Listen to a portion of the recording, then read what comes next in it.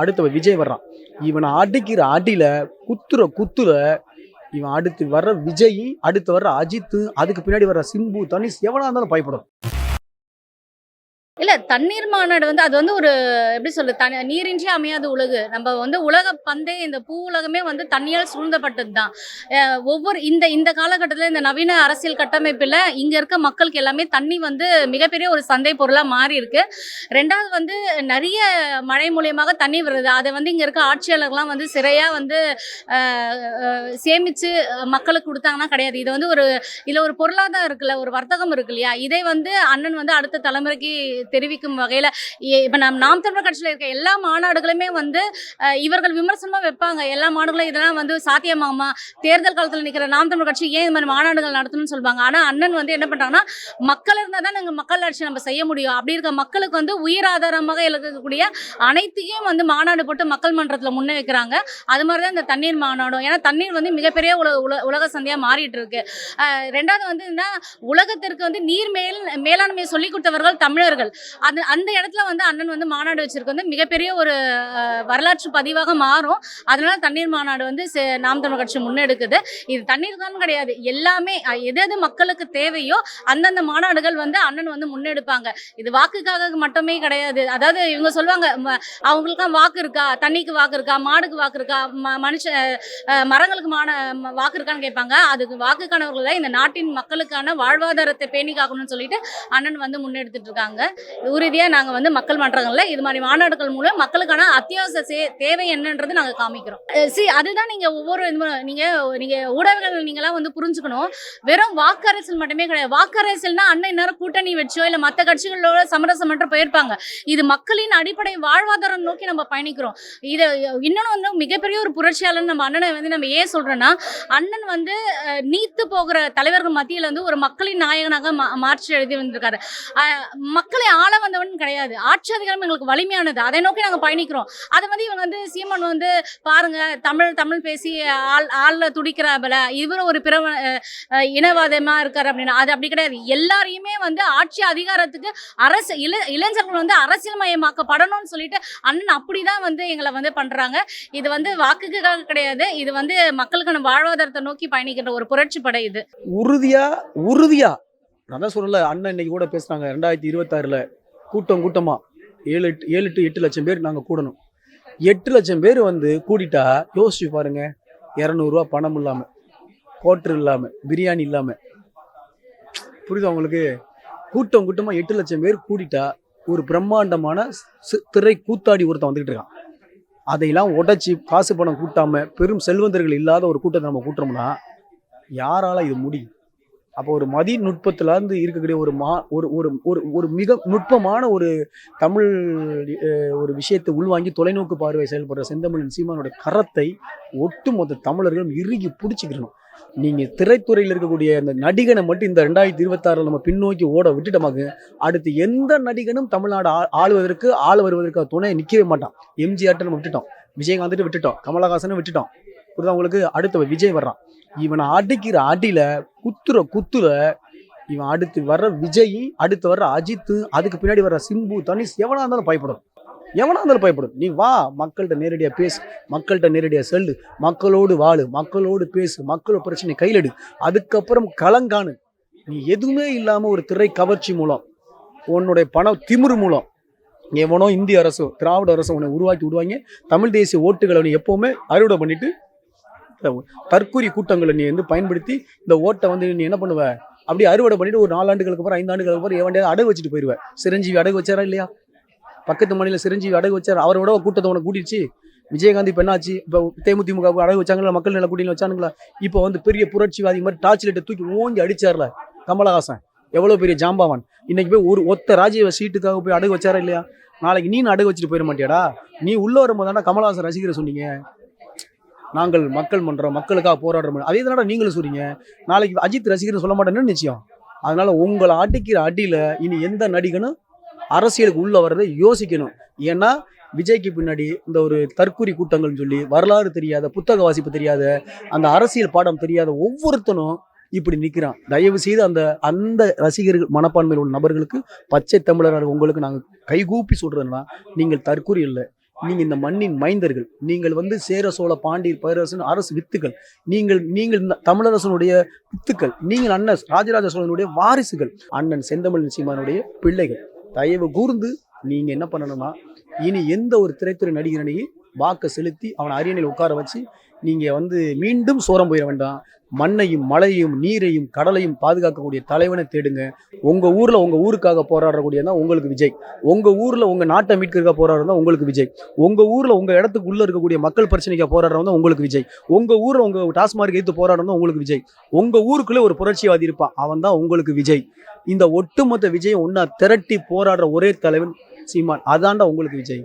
அவனைத்தாண்டா நீங்கள் விஜயை தேடணும் ஒழிய சும்மா அட்டக்கத்தியில் வீசுறவனையும் அட்டை துப்பாக்கியில் இருக்கிறவனையும் அவன் பெரிய புரட்சிவாதியை தேடாதீங்க. அது ஒருபோதும் வெல்லாது. கார்ப்பரேட் சூழலுக்கும் திராவிட சூழலுக்கும் தான் அது வெல்லும். மீண்டும் ஒரு முறை இந்த மண்ணும் நம்ம இயற்கை வளமும் கார்ப்பரேட்டுக்கு நாசமாக்க போடும். அதை மீட்க போராடக்கூடிய ஒரே கூட்டம் நாம் தமிழர் கூட்டம் மட்டுமே. நீங்கள் திரும்ப திரும்ப என்ன சொல்றேன்னா, சீமானும் அதுலேருந்து வந்திருக்கிறாருன்னா, சீமானும் அதுலேருந்து வந்திருந்தாலும் களத்தில் நின்றுக்கிட்டு இருக்கிறாரு. களத்தில் எங்கே நின்றுக்கிட்டு இருக்காரு? வாங்காத வழக்குகள் என்ன, சிறைக்கு போகாத விஷயங்கள் என்ன, போராடாத போராட்டங்கள் என்ன, களத்தில் நிற்கிறது யாரு? களத்தில் நின்று இந்த மக்கள்கிட்ட வந்து வீடா தொடர்ச்சியாக போராடிக்கிட்டு இருக்காரு செந்தமிழன் சீமான் தானே. நான் தான் மதம் முன்னாடி உங்கள்கிட்ட ஏற்கனவே சொல்லிட்டேன்ல, நீ திரைத்துறையில் இருந்து நீ வரலாம், ஆனால் நீ களத்துக்கு வா. டங்ஷன் போராட்டமா களத்துக்கு வா, மீத்தேன் போராட்டமா களத்துக்கு வா, காவேரி போராட்டமா களத்துக்கு வா, கச்சத்தீவு போராட்டமா களத்துக்கு வா, என்சிஆர் போராட்டமா களத்துக்கு வா. கட்சியோட பொதுக்குழு கூட்டு செயற்குழு கூட்டு சும்மா ராஜ மரியாதை இருக்கிறாத, நீ தொடர்ச்சியா களத்துக்கு வா. சிறைப்படுத்தப்பாரு. மக்கள் என்பது என்னப்ப, மக்களோடு சேராமல், மக்களோடு கூடாமல், மக்களோடு செய்யாமல் நீ வந்து எப்படி வந்து வர முடியும்? மேம்போக்கு அரசியல் பண்ணிட்டு வந்தானா உன்னை ஏற்றுக்க முடியுமா? ஒரு நாள் வெயில பட முடியாம உன்னால நிற்க முடியல. மழையில நேஞ்சு நீ மைக்கு பிடிச்சி பேசுவியா? வீதி எங்கும் தெரு எங்கும் மழை எங்கும் பேசுற ஒரு தலைவன் எங்க? சும்மா சொகுசா வந்துட்டு போயிட்டு உட்கார்ந்துருக்க நீ எங்க? கர்ம வீரர் காமராஜர் மாதிரி அரசியல் பண்ணு, கக்கன் மாதிரி அரசியல் பண்ணு, செந்தமிழன் சீமான் மாதிரி அரசியல் பண்ணு. இப்போ நாங்கள்லாம் ஏன் அங்கே வந்திருக்கோம்னா, ஒரு சித்தாந்தம் ஐடியாலஜிக்கல் இருக்குது. உன்ட்ட என்ன ஐடியாலஜி இருக்குது? திராவிடம் ஒரு ஐடியாலஜி வச்சு பெரியார் வந்தார். சாவர்கர் வந்து கோவால்கர் ஒரு ஐடியாலஜியில் எவ்வளோ வந்தாங்க. தமிழ் தேசியங்கிற ஒரு ஆகப்பெரும் ஐடியாலஜிக்குள்ள நாங்கள் நிற்கிறோம். உனக்கு என்ன ஐடியாலஜி இருக்குது? ஐடியாலஜியில் என்ன? ஐடியாலஜிக்கல் இல்லாத ஒரு ஆள் நீ என்ன உதிரியா உன்னோட இருக்கும்? எப்படி இருக்க முடியும்? தமிழ்நாடு ஆள் துடிக்கிற தமிழ்நாடு என்ன இருக்குது? தமிழ்நாடு என்ன மிகப்பெரிய சொர்க்க பூமி. நீ ஏண்டா என் சோழனும் என் பாண்டியனும் மருதுபாண்டியனும் வேலுநாச்சியாரும் பூலித்தேவனும் என்னுடைய ஆகப்பெரும் சோழர்களும் சேரர்களும் பாண்டியர்களும் வாழ்ந்த பூமியை போற போக்கில் திரைத்துறை நடிகர்கள் வந்து ஆட்சி பண்ணி நீங்க என்னடா பண்ணிட்டு இருக்கீங்க? ஒருபோதும் இளைய தலைமுறை பிள்ளைகள் விழித்து கொண்டோம். சினிமா துறையிலிருந்து வரக்கூடிய நபர்கள் என் அருமை செந்தமிழன் சீமான் போல நீ களத்தில் நில்லு, களத்தில் நின்று போராடு, களத்தில் நின்று அரசாங்கத்தை எதிர்த்து கேள்விகள், களத்தில் நில்லு. ஒரு பொதுக்கூட்டம் போட்ட அதில் 3 பொதுக்கூட்டம் போட்டால் ஒன்றும் இல்லை, அடுத்த பொதுக்கூட்டம் போட்டால் 41 பேர் செத்து போயிட்டாங்க. அதை எதிர்கொள்றது திராணியற்ற ஆளு நீ. அதை எதிர்கொண்டு போராட தகுதி உள்ள ஆளா நீ. வந்தா நின்றா விமர்சனம் வரத்தான் செய்யும். விமர்சனத்தை எதிர்கொள்ள முடியாத ஒரு தலைவன் நீ தலைவனே இல்லை. அதனால விஜய் ரசிகர்னு சொல்லக்கூடிய நபர்களை நான் உங்களோட மீண்டும் ஒரு முறை என்ன சொல்றேன்னா, நீங்க ரசிகர் என்பது திரைத்துறையில நடிகனாக பாருங்க, ரசிங்க, ஆனால் தலைவனாக தேடாதீங்க. நம்ம எம்ஜிஆரை தேடி தோத்து போனது போதும், இது போல கமலஹாசன் நம்பி தோத்து போனது போதும். மீண்டும் ஒருவனை நம்பி தோத்து போவாதீங்க. ஏன்னா கண்ணுக்கு முன்னாடி கன்னியாகுமரியில் மலையை வெட்டுறான், கண்ணுக்கு முன்னாடி கடல்ல பல்வேறு நிலத்திட்டங்களை கொண்டு வந்து இயற்கை பேரழிவை சிதைக்கிறான். இதெல்லாம் தடுக்கிற இடத்துல இருக்கிற ஒரே அரசியல் கட்சி மேதகு பிரபாகரனுடைய அரசியலை ஏற்றுக்கொண்டு நடக்கிற தேர்தல் களத்தில் இருக்கக்கூடிய மக்கள் இராணுவ படை அமைக்கிற செந்தமிழன் சீமானுடைய கட்சி. அவர் நானே ஒரு தலைவர் இல்லை, நான் பெரும் தலைவர்களாக உருவெடுக்கக்கூடிய சித்தாந்தத்தை உருவெடுக்கக்கூடிய ஒரு நபரை உருவாக்கி வச்சு தான் நான் சாவேன். ஒருபோதும் நான் தீமையை வச்சு இன்னொரு தீமையை அழிக்க முடியாது அப்படின்னு போராடி கொண்டிருக்க ஒரு மாபெரும் ஒரு உன்னதமான தலைவனை நம்ம ஏற்றுக்கொண்டு நாம் பணி செய்வோம். தமிழ் தேசியம் படைப்போம், தமிழரை அரியணையில் உட்கார வைப்போம். இல்லை, அது தேவையான ஒன்று தான். ஏன்னா நீரின்றி அமையாது உலகு அப்படின்ற இதில் வந்து பார்த்திங்கன்னா நமக்கு எல்லாவற்றிற்கும் தேவையானது நீர். இந்த உலகம் வந்து அடுத்தபடி ஒவ்வொரு நாடும் வந்து நீரை தேடி தான் வந்து ஓடிக்கொண்டிருக்கு. நீரை வந்து சேமித்து வைக்கணும். அடுத்த தலைமுறை 100 ஆண்டுகள் 1000 ஆண்டுகளுக்கு நீர் தேவை வந்து அறிந்து ஒவ்வொரு நாடும் வந்து நீரை வந்து சேமித்து வைக்கிறது. நீர் இல்லைன்னா, இந்த நாம மனிதர்கள் இல்லைன்னா வந்து மரங்கள் இருக்கும், உயிரினங்கள் இருக்கும். அதே மாதிரி மரங்கள் உயிரினங்கள் இல்லை என்றால் மனிதர்கள் நாம் இருக்க முடியாது. அப்போ இந்த மரங்கள் இந்த உயிரினங்கள் அனைத்திற்கும் தேவையானது வந்து நீர். நீர் இல்லை என்றால் இந்த உலகத்தில் எதுவுமே இருக்காது. அதனால் நீரின் தேவை வந்து அவசியம். அதை உணர்ந்து தான் இயற்கையின் வழியில் நாம் தமிழர் கட்சி செயல்படுவதால் இயற்கையை நேசித்து மரங்களின் மாநாடு, மலைகளின் மாநாடு, இதை அடுத்து தண்ணீர் மாநாடு, அதுக்கு அடுத்தது கடல் அம்மா மாநாடு என்று இயற்கையை நேசிக்கக்கூடிய ஒருவரால் தான் இதை செய்ய முடியும். இதை கேலியும் கிண்டலும் செய்பவர்கள் செய்கிறார்கள். ஆனால் அவர்களுக்கும் இது தேவை என்று பின்னாளில் உணர்வார்கள். இது தமிழ் தேசிய அரசியலுக்கு என இந்த உலகத்தில் முதலாக தோன்றிய இனம் தமிழினம், முதலாக தோன்றிய மொழி தமிழ் மொழி. அதனால் இந்த தமிழ் இனத்திற்கும் இந்த தமிழ் மொழிக்கும் எது தேவை என்று தமிழ் தேசிய அரசியல் செய்யக்கூடியவர்களுக்கு தான் இந்த இயற்கையின் சூழல் அருமை பற்றி தெரியும். அதனால் இது தேவையான ஒன்று தான். 100% உறுதியாக தமிழ் தேசியம் தமிழ்நாட்டில் 1000 ஆண்டுகளை கடந்து ஒரு அரங்குக்குள் தமிழ் தேசியர்களாக ஒரு 50 பேர் 100 பேர் இருந்த ஒரு அரங்குக்குள் இருந்ததை இன்று 8% வாக்குகள் வாங்கி அங்கீகரிக்கப்பட்ட கட்சியாக இன்று தமிழ் தேசியம் தமிழ்நாட்டில் மலர்ந்திருக்கிறது என்றால் அது அண்ணன் சீமான் அவர்களால் மட்டும்தான்.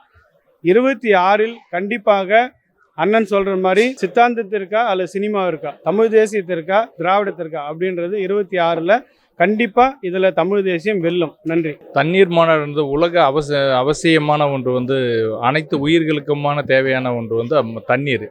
அது வந்து பார்த்திங்கன்னா தண்ணீர் இல்லாமல் எதுவுமே நீரின்றே அமையாத உலகம்னு சொல்கிற மாதிரி அனைத்து உயிர்களுக்குமான தேவையது தண்ணீர். அந்த தண்ணீரை வந்து பொதுமக்களுக்கு வந்து புரிதல் இல்லாமல் நிறைய தண்ணீரை வீணாக்குறாங்க. அதே மாதிரி அதுவும் மாசுபடுத்துகிறாங்க. அது எப்படி பயன்படுத்தும் தெரியாத அளவுக்கு இருக்குது. அதே போன்ற இந்த அரசியல்வாதிகள் வந்து முக்கியமாக குறிப்பாக இந்த அரசியல்வாதிகள் வந்து தண்ணீரை வந்து எப்படி பயன்படுத்தணும், எந்த மாதிரி வச்சுக்கணும், தூய்மையாக வச்சுக்கணும், மக்களுக்கு எந்த மாதிரி தேவைப்படுதுன்றதை வந்து புரிதல் இல்லாமல் அவங்க கடத்திட்டு போயிட்டு இருக்காங்க. இதை உணர்த்தும் வகையில் மக்களுக்கு வந்து விழிப்புணர்வாக கொண்டு போகிறதும் இல்லாமல் அவசியமான ஒன்றை உணர்த்த நாம் தமிழர் கட்சி இது முன்னெடுக்குது. அது இவ்வளவு நாளாக வந்து அந்த திராவிட கட்சிகள் அவங்களுக்கு கொடுத்துருக்கிற, அதாவது என்னன்னு சொல்ல போனால் அதை பற்றி அவங்களுக்கு புரிதல் இல்லாமல் அப்படி பேசுகிறாங்க. அந்த நீரில் நம்ம வந்து வாழ மாட்டோம் என்ன அப்படின்னு சொல்லுவாங்க. அதாவது நான் கூட கேள்விப்பட்டேன், மரத்துக்கு ஓட்டு இருக்கா இல்லை மலைக்கு ஓட்டு இருக்கான்னு சொல்லி கேட்டாங்க. நம்ம வந்து உயிரோடு இருக்கவே முடியாது. அது இல்லைன்னா அது இருக்கும், நம்ம இல்லைனாலும் அது இருக்கும். ஆனால் அது இல்லைன்னா நம்ம இருக்க முடியாதுன்ற புரிதல் இல்லாமல் பேசுறது. இன்னொன்று காழ்ப்புணர்ச்சியினால் பேசுகிறாங்க அவங்க. அதாவது நம்ம இந்த மாதிரி வந்து சிறப்பாக முன்னெடுக்கிறோம்ல, ஒரு என்னது சொல்லப்போனால் ஒரு டிஃப்ரெண்ட்டான, அதாவது இந்த மாதிரி மக்களை கொண்டு போய் சேவை அது வந்து கடத்தி அவங்கள சேர்க்கறதுனால அதனுடைய பொறாமை குணத்தினால அவங்க வந்து பேசுகிறாங்க. அரசியல் ரீதியாக நம்ம அரசியலுக்காக நம்ம செய்ய வரல, மக்களுக்காக சேர்ந்து செய்ய வரோம். நம்ம அனைத்து உயிர்களுக்குமாக செய்ய வரோம். 2026 நாம் தமிழரின் ஆட்சி தாங்க. படிப்போம் புதிய வரலாறுன்னு சொல்லி அண்ணன் சொல்லிட்டாரு. 26 நம்மளுடைய தமிழ் தேசிய அரசியலின் புதிய வரலாறு. நம்ம வர்ற நவம்பர் மாதம் 15ஆம் தேதி நாம் தமிழர் கட்சி சார்பாக தண்ணீர் மாநாடு முன்னெடுக்கிறோம்.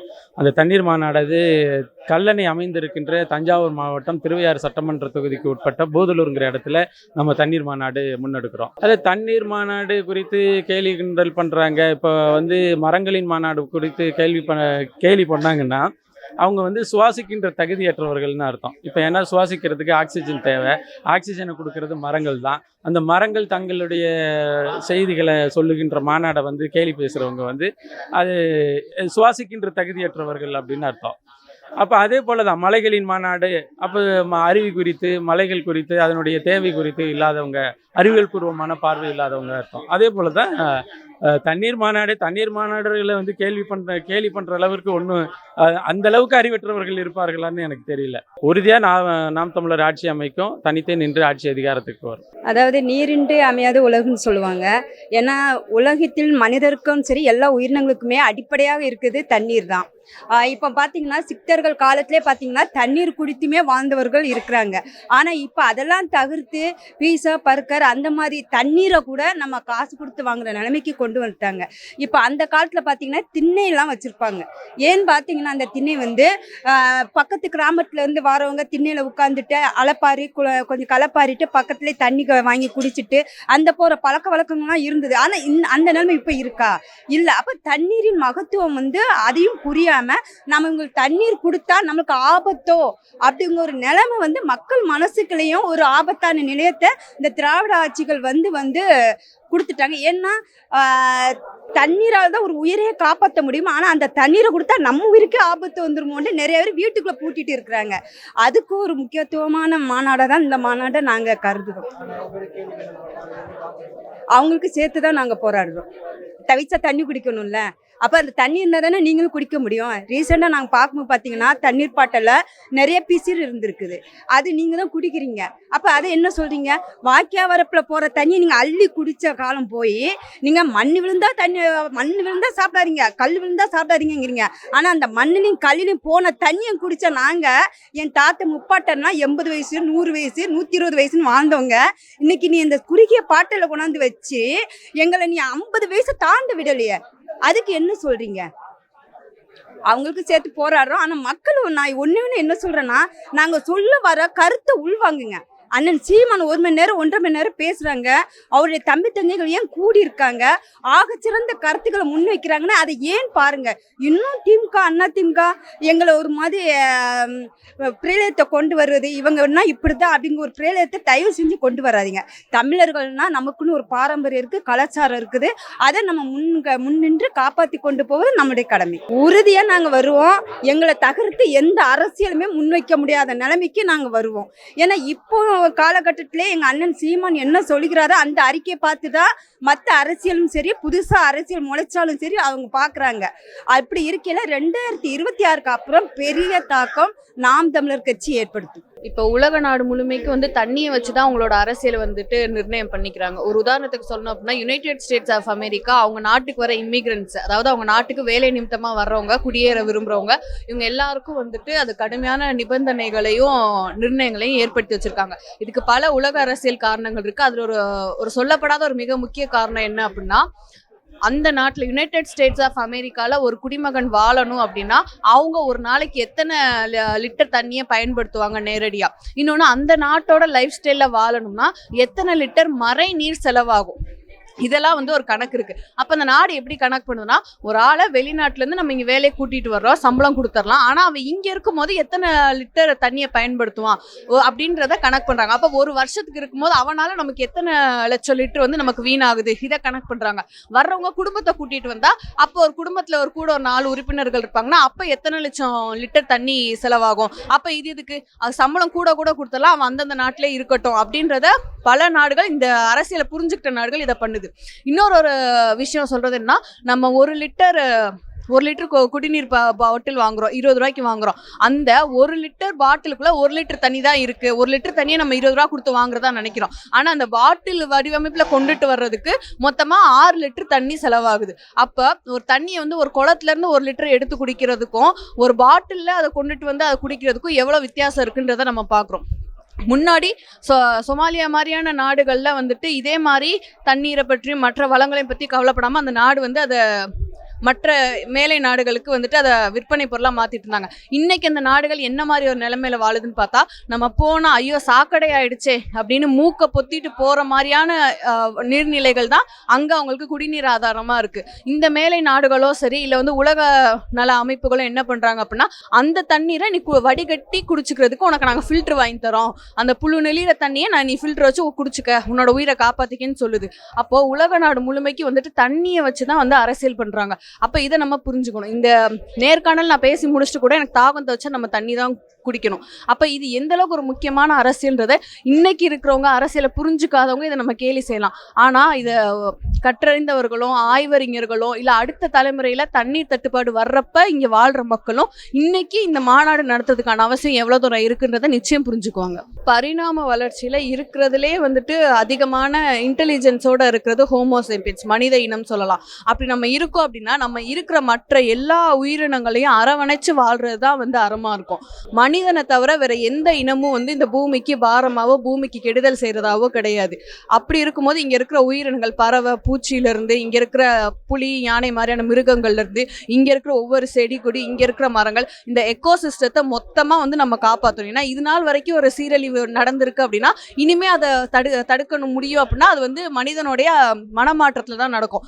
அதாவது புவி வெப்பமயமாதலுக்கான எல்லா காரணிகளையும் இன்னையோட நம்ம நிறுத்திக்கிட்டா கூட இந்த பூமி தன்னோட இயல்பு நிலைக்கு வர்றதுக்கு 150 ஆண்டுகள் ஆகும்னு சொல்றாங்க. அப்படி இருக்கும்போது மரங்களை பாதுகாக்கிறது பற்றியும் மற்ற புவி வெப்பமயமாதலுக்கான காரணங்களை பத்தி நம்ம விவாதிக்கிறதை எப்படி நம்ம வந்துட்டு செய்யாம இருக்க முடியும்? நாம வந்துட்டு தலைமை ஒருங்கிணைப்பாளர் சீமானவர்கள் சொல்றதா, நம்ம வந்துட்டு இந்த தேர்தல் எப்படியாவது ஜெயிச்சிடணும், நம்மளோட சொத்துக்களை காப்பாத்திக்கிறணும், நம்ம மேல வழக்கு இருக்கு, அதனால இந்த முறை நம்ம தேர்தல் ஜெயிக்கல அப்படின்னா நம்ம வந்துட்டு நம்ம பாதிக்கப்பட்டுறோம் அப்படிலாம் நினைச்சு எங்கேயுமே நம்ம செய்யல. நம்மளோட கைகள் வந்து கரைப்படியவே இல்லை.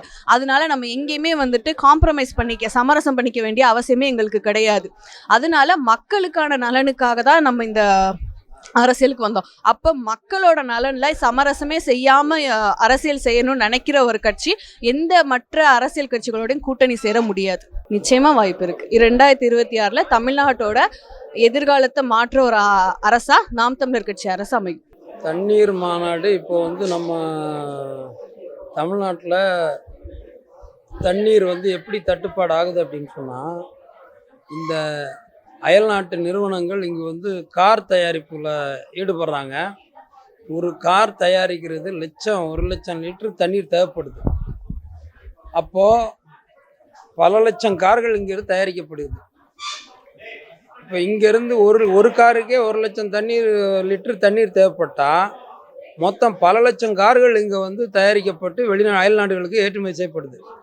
அப்போது இங்கே அந்த நிறுவனம் முடிஞ்ச அளவுக்கு உறிஞ்சிட்டு நம்மளுடைய நிலங்களை தரிசு நிலங்களாக விட்டுட்டு போயிடும். இப்போது இதெல்லாம் வந்து எந்த ஒரு அரசியல் கட்சியும் இப்படி ஒரு சிந்தனை மக்களினுடைய வாழ்வாதாரம், மக்களுடைய சுற்றுச்சூழல், மக்களுடைய வாழ்வியல் இதெல்லாம் பற்றி எந்த ஒரு கட்சியும் வந்து யோசிக்காது. நாம் தமிழர் கட்சி மட்டும்தான்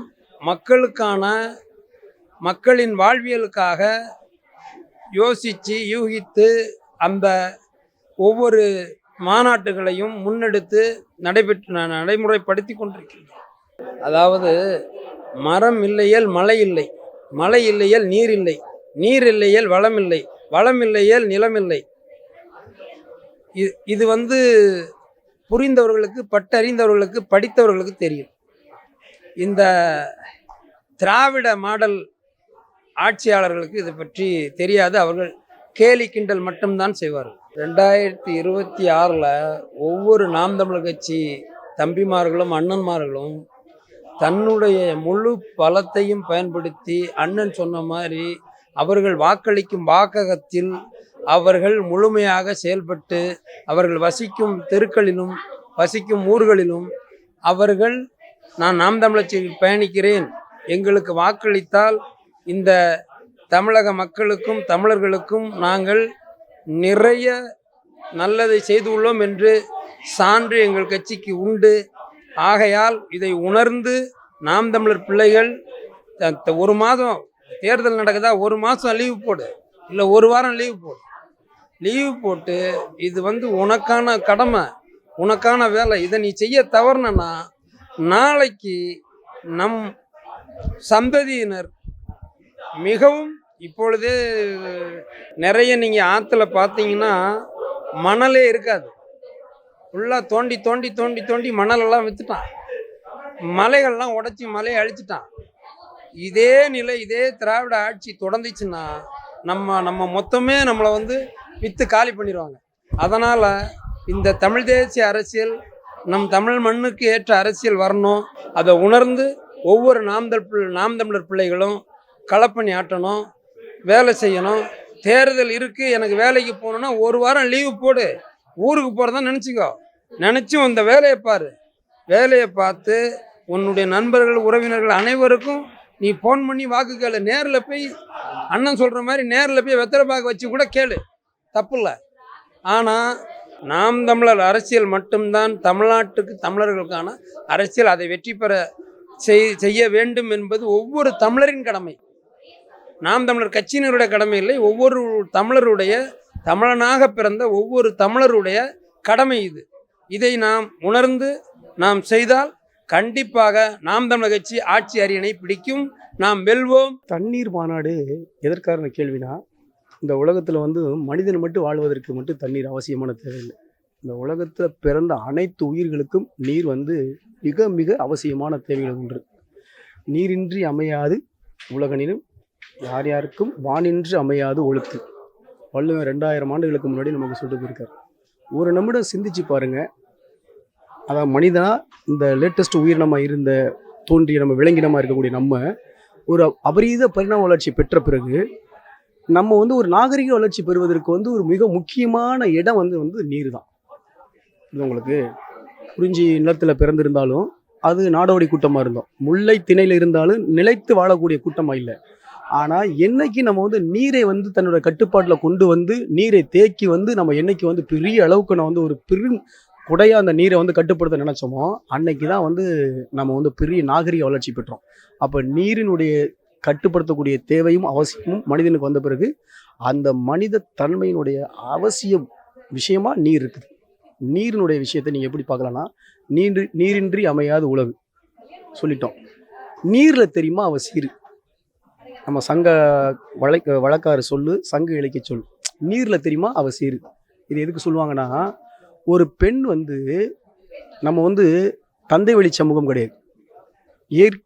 இயங்கியல் முறையாகவே ஒரு விலங்குகளை நீங்கள் எடுத்துக்கலாங்க, நம்ம ஒரு விலங்கு தானே, இயற்கையாகவே நீங்கள் விலங்குகளை எடுத்துக்கலாங்க, அது ஒரு பெண் தான் வழிகாட்டும், பெண் தான் வழி நடத்தும், பெண் தான் பகுப்பாய்வு பண்ணும், பெண் தான் அரவணைக்கும், பெண் தான் பாதுகாக்கும். அப்போ இந்த மனித விலங்கையும் பெண் தான் பாதுகாத்தால், அரவணைத்தால், கட்டுப்பாத்தால், அனைத்து வேலைகளையும் பெண் தான் செய்தாள்.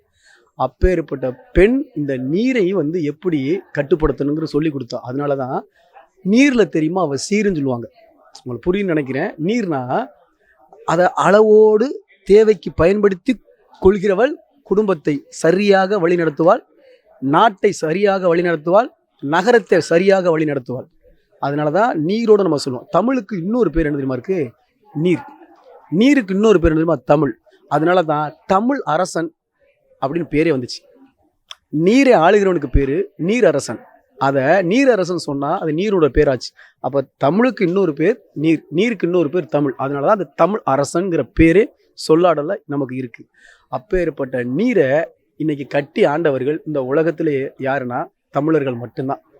அப்போ நீரின் தேவையும் அவசியத்தையும் இந்த உலகத்துக்கு கற்பித்தவர்களும் தமிழர்கள் தான். நீரை வந்து ஒரு கொடையின் கீழே வந்து கட்டுப்படுத்த முடியாத ஒரு பல்வேறு இனக்குழுக்களில் கட்டுப்படுத்திய ஒரே இனக்குழு வந்து தமிழர்கள் மட்டும்தான். நீங்கள் உலக நாடுகளுக்கு முழுக்க நீங்கள் பார்த்துருக்கீங்க, நீரை வந்து முழுங்க கட்டுப்படுத்தி அதை ஒரு கொடையில் வந்து அதை நிர்வாகப்படுத்த முடியாமல் தனியிருப்பாங்க. பல்வேறு கங்கை ஆறு, கமலா ஆறு, காவேரி ஆறு, இன்னும் சொன்னீங்களாங்களுக்கு உங்களுக்கு மஞ்சள் ஆறு, இப்படி நீங்கள் பார்த்தீங்கன்னா எண்ணிலடங்காத ஆறுகள் இருக்குது. ஆனால் அதை கட்டுப்படுத்த முடியாத ஆறாக இருக்கும். ஆனால் அதே மாதிரி நமக்கு ஏற்பட்ட ஆறு வந்து பொன்னி நதிக்கரை ஆறு, அதான் இன்றைய காவிரி ஆறு. அந்த 3000 ஆண்டுகளுக்கு முன்னாடி பொன்னி நதிக்கரை ஆறை கட்டுப்படுத்தியவன் யாரு? கரிகால பெருவளத்தான்ங்கிறவன். அந்த பொன்னி நதிக்கரை ஆறை கட்டுப்படுத்தி நிர்வாகப்படுத்தி பல்வேறு மாவட்டங்களுக்கு பிரித்து கொடுத்து எந்த தொழில்நுட்பம் இல்லாத காலகட்டத்திலேயே அவன் ஆக சிறந்த தொழில்நுட்பத்தை பயன்படுத்தி இன்னும் எவனாலும் அசைக்க முடியாத ஒரு கல்லணையை கொடுத்தவன் நமது முப்பாட்டன் கரிகால பெருவளத்தான். அப்போ அவன் எதை சரிப்படுத்துகிறான்? நீரை சரிப்படுத்துகிறான். நீரை சரிப்படுத்தினா உலகத்தில் வாழக்கூடிய உயிரினங்கள், தமிழக மக்கள், இன்னும் உலகத்தில் எண்ணிலடங்காத மக்கள் வந்து உயிர் பெறுவாங்க, உயிர் வாழுவாங்க. அப்போ நீரினுடைய அவசியத்தை இன்றைய அரசியல் தலைமையில் சொல்லக்கூடிய தேவையும் அவசியமும் இந்தியாவிலேயே உள்ள ஒரே அரசியல் கட்சி நாம் தமிழர் கட்சி மட்டும்தான். அது மரங்களின் மாநாடு, அது மலைகளின் மாநாடு, அது மாடுகளின் மாநாடு, அடுத்து நமக்கு தண்ணீர் மாநாடு, அடுத்து நமக்கு கடலம்மா மாநாடு, இப்படி தொடர்ந்து போய்கிட்டு ஒரு இடத்துல. அதனால தான் அண்ணன் எல்லா மாநாட்டையும் எங்கே வைக்கலான்னு ஒரு தீர்க்கதரிசியாக யோசிப்பார். அதனால தான் நீரினோட மாநாடை கரெக்டாக கல்லணையில் வச்சுருக்காரா? ஏன்னா நீரை கட்டுப்படுத்தினவன் தமிழன். அந்த நீரை பிரித்து பல மாவட்டங்களை கொடுத்து விவசாய புரட்சி இந்த உலகத்துக்கு கொண்டு போய் தமிழர்களுடைய வாழ்வியலை, தமிழருடைய வளர்ச்சியும் நாகரிக தொட்டில் என்று சொல்லக்கூடிய அந்த விவசாய புரட்சியை கற்றுக் கொடுத்தவன் தமிழன். அதனால தான் நீரின் மாநாடுடைய மகத்துவத்தை, நீரினுடைய மகத்துவத்தை நம்ம கல்லணையில் போடுறோம். அனைத்து தமிழ் தேசிய உறவுகளும், அனைத்து தமிழர்களும் நீங்கள் அந்த மாநாட்டில் கலந்துக்கணும். எங்கள் செந்தமிழன் சீமானினுடைய விரை வீச்சு படு பயங்கரமாக இருக்கும். எல்லாரும் குடும்பமாக கொண்டாடி பிள்ளைன்னு ஓடும்போது எல்லாரும் எதை நோக்கி ஓடுறானுங்க? 95% மக்கள் குடும்பம். இப்போ சென்னை மாநகரமாக இருக்கட்டும், சேலம் மாநகரமாக இருக்கட்டும், மதுரை மாநகரமாக இருக்கட்டும், நீங்கள் பார்த்தீங்கன்னா காலையில் எந்திரிச்சோன்னே எல்லாரும் என்னமோ இயந்திர வாழ்க்கையை நோக்கி ஓடுவான். எல்லாம் எதுக்கு ஓடுறான்? பொண்டாட்டி, புள்ள, அண்ணன், தம்பி, அக்கா, தங்கச்சி, வீடு கட்டணும், வாசல் கட்டணும். ஆனால் நீ ஓடுற ஒவ்வொரு நீரோட்டத்துலையும் உன்னை வாழ வைக்கிறது எது? அந்த மரம், அந்த மழை, அந்த நீர். அதுக்கெல்லாம் உயிர் இருக்குன்னு நாங்கள் சொல்கிறோம். குறிப்பாக மரத்துக்கு உயிர் இருக்குன்னு நாங்கள் சொல்கிறோம். அது இருந்தால் தாண்டா நீ வாழ முடியும். நம்ம இல்லைன்னா அது வாழ்ந்துடும். அது இல்லைன்னா நம்ம வாழ முடியும். இந்த அரசியலை, இந்த போதனைகளை நம்ம சங்க காலகட்டத்திலேருந்து நம்ம வந்து கற்பிச்சுக்கிட்டு வந்தனால நம்ம அதை பொட்டி பாதுகாத்தோம். இப்போ நீங்கள் நல்லா தெரியும், நம்முடைய அரசும் இருக்கும் வரையும் இங்கே வில்வ மரமாக இருக்கட்டும், இல்லை அரச மரமாக இருக்கட்டும், ஆலமரமாக இருக்கட்டும், புங்க மரமாக இருக்கட்டும், வேப்ப மரமாக இருக்கட்டும், இது எல்லாமே செல்வ பூஞ்சோலைகளாக இருந்தது. நம்ம அரசியல் வீழ்த்தப்பட்ட பிறகு சீமை கருவேல மரம் வந்துச்சு, நம்ம மரம் இல்லை. ஆங்கிலேயர்கள் உள்ள வந்தால் இன்னைக்கு வந்து ஆரஸ்வதி மரம் தான் இருக்குது, நம்ம மரங்கள் இல்லை. இங்கே மருத மரங்கிற ஒரு மரத்தை நீங்கள் காணவே இல்லை, பார்க்கவே முடியல. அப்பேற்பட்ட இடத்தினுடைய பூஞ்சோலை நகரக்கூடியதில் அந்நியர் படையெடுப்பு இருந்தனால நம்முடைய மரங்களும் நம்முடைய நிலைகளும் எல்லாமே ஆக்கிரமிக்கப்பட்டிருக்கு. மழை இல்லைன்னா மனுஷன் வாழ முடியுமா? வாழ முடியாது. ஆனால் மனிதன் இல்லைன்னா மழை இருந்துடும். புரியுதா உங்களுக்கு? அப்போ இந்த திரும்ப இந்த சொல்லாடலுங்கிறது வந்து நகைச்சுவாக இருக்கணுக்கு இருக்கும். ஆனால் இந்த மண்ணையும் இந்த மக்களையும் நேசிக்கிறவனுக்கு தான் அது புரியும். நாங்கள் அதை நேசிக்கிறோம், உனக்கு அதை நேசிக்க தெரியல, உனக்கு வரலாறு தெரியல, உனக்கு அதோட அறிவியல் தெரியல. அதை தாண்டி இருக்கக்கூடிய வந்து இந்த பல்லுயிர் சூழல், பல்லுயிர் சங்கிலிம்பாங்கள்ல, அணிநிலக்காடுகள், 7 அணிநிலக்காடுகள்ங்கிறதுல அதில் நம்ம ஒரு ஆள். சரிங்களா? அதில் வந்து நம்ம தான் இருக்கணுங்கிறது. இந்த மலை மனிதனுக்கு தான் சொந்தம், இந்த காடு மனிதனுக்கு தான் சொந்தம், இந்த நீர் இந்த மனிதனுக்கு தான் சொந்தம் நினைக்கிறது முட்டாள்தனது, பிற்போக்குத்தனது. புரியுதா உங்களுக்கு? நம்ம அதில் வந்து லேட்டஸ்ட்டாக தோன்றிய ஒரு விலங்கு, ஒரு உயிரினம். எல்லா உயிரினங்களுக்கு சொந்தத்துக்கு நமக்கும் சொந்தம், அவ்வளோதான். ஆனால் நம்ம எல்லாத்தையும் சொந்தம் கொண்டாடுறோம். அப்படி சொந்தம் கொண்டாடக்கூடாதுரா, எல்லா விலங்குகளுக்கு சமமானதுரா அப்படின்னு ஒருத்தன் அரசியல் கற்பிக்கிறானா, அவன் தான் இந்த மக்கள் போற்றக்கூடிய நபர். இருக கட்டி பிடிங்க, இருக தூக்கி பிடிங்க. இந்த 50 ஆண்டுகளா நீங்கள் வந்து ஏட்டெழுத்துகளும் எண்ணெழுத்துகளும் வச்சிருக்கக்கூடிய அந்த பாடசாலையை தூக்கி வீசிட்டு ஒட்டுமொத்த சேர சோழ பாண்டிய அரசை நிறுவ துடித்து கொண்டிருக்கக்கூடிய அண்ணன் செந்தமிழன் சீமான அருமை பெருமையை தூக்கி நிறுத்துங்க. தமிழ் தேசியம் படைப்போம், மலைகளை காப்போம், கடலை காப்போம், நீரை காப்போம், மண்ணை காப்போம், இயற்கை வளங்களை மீட்போம். நீரை பற்றியான புரிதலை இந்த மக்களுக்கு தெரியப்படுத்துவோம். அதனால நான் சொல்கிறேன், கல்லணை நமக்கு பெரும் சான்று.